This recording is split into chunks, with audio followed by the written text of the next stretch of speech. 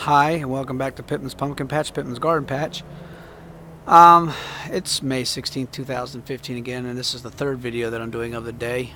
It's getting close to evening time, but I figured I'd try to break up the garden into different areas, focusing on blueberries, then focusing on the strawberries. I haven't done the blackberries yet, but I gotta do that. But in any event, here is my Fuji apple tree that I bought about 2 months ago. And this is my Honeycrisp apple tree. And, I'm not expecting them to produce any fruit this year. But I believe they're already 4 years old. And, maybe next year I'll start to see some fruit buds and everything.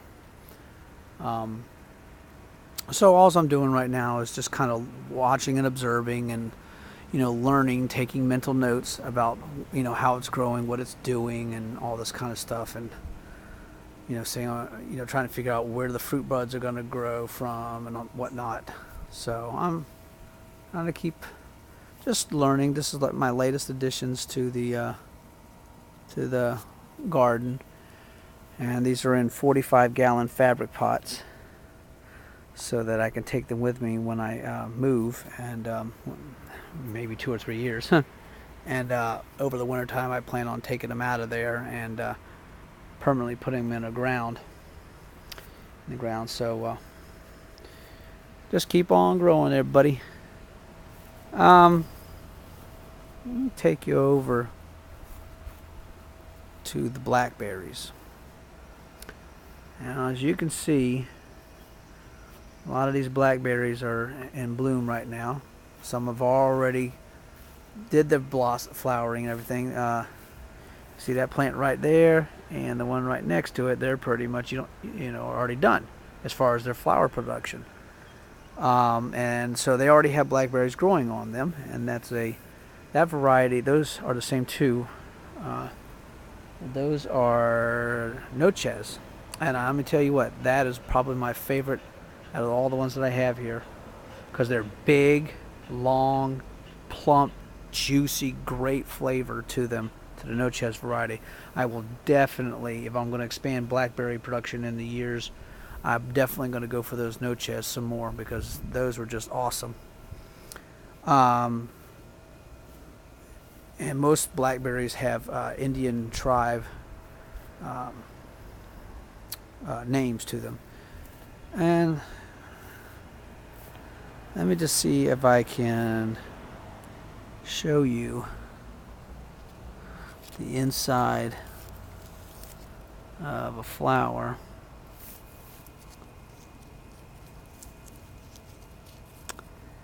And go down there. This one's not completely opened up, but I think, whereas these right here, this one's a little bit better specimen. It's been up there, and again, I do the same thing with these blackberries as I do. I go right in there, and I rub around in either a clockwise or counterclockwise, sometimes a little bit both direction, and I make sure that just by doing that, you're making sure that the male and female parts are touching each other, and you'll get more fruit production. I also come in and use the old electric toothbrush trick, and vibrate the stems and everything and the heads and get them all to do their and. What I'm mimicking when I do that with electric toothbrush, I'm mimicking a bumblebee. And bumblebees, they use, I can't remember the exact name, but it's something dealing with sonics, something or whatever, as they're using their vibration and sound to shake the pollen loose, and then they can gather it on their abdomen and whatnot. But other varieties are coming in a little bit later. They all came in kind of around the same time. Like I said, the noches came in first, blooming first, and the Navajo, this one here and that one there, are late bloomers, and they've not really been a very good variety for me here. Whereas all the other ones have Arapahoes, I say noches, Arapaho, Navajo, and gosh, I can't remember what the other one is. But look how this, and then the petals drop off, and then you get your blackberry starting to grow. Now let me show you some of the, and these still have a lot of blossoms on here that haven't even opened, flower buds. I mean, so these are not done producing, some of them. And let me go down. Oh, there's a beautiful little flower right there. And since I still have pollen on my hand, I think, and my thumb, from one variety, I will cross-pollinate with the other.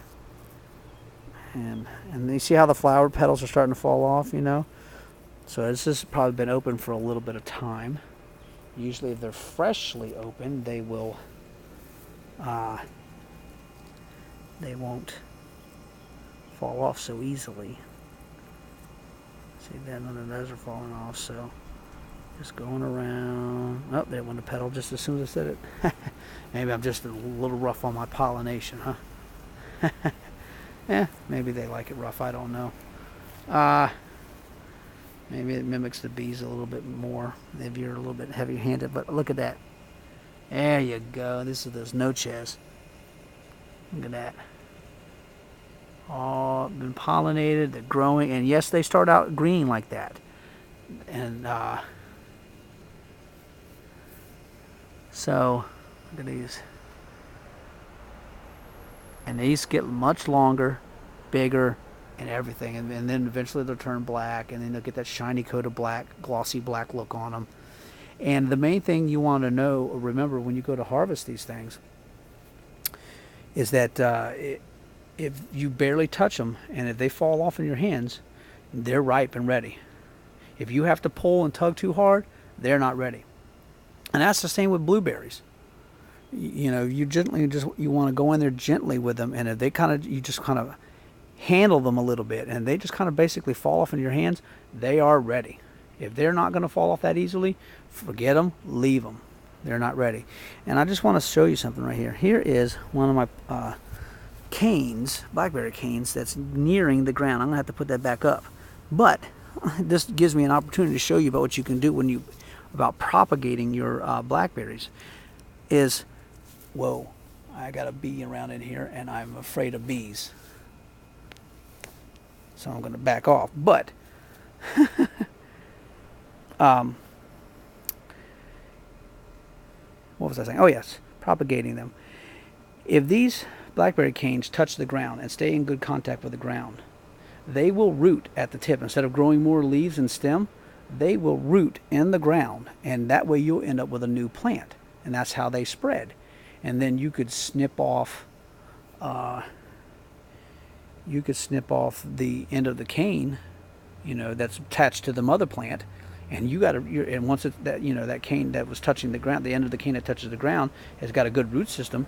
You can cut off the other end that's again attached to the mother plant, and you have yourself a brand new blackberry plant. And in fact, one of those did that to me over the winter time. I didn't realize that particular cane was touching the ground, and I was trying to lift it up one day to attach it, and I couldn't. I was like, well, what the heck is going on? And sure enough, that thing had rooted in the ground. When I pulled it out of the ground, there was a root system on that thing. And I was like, holy bee. I was like, that's crazy. All right, so from Pittman's Pumpkin Patch, Pittman's Garden Patch, you know, it's things are growing on pretty good on fruit production. You know, for me in my area in Zone 8, here in Virginia near the ocean, Virginia Beach specifically is the name of my city.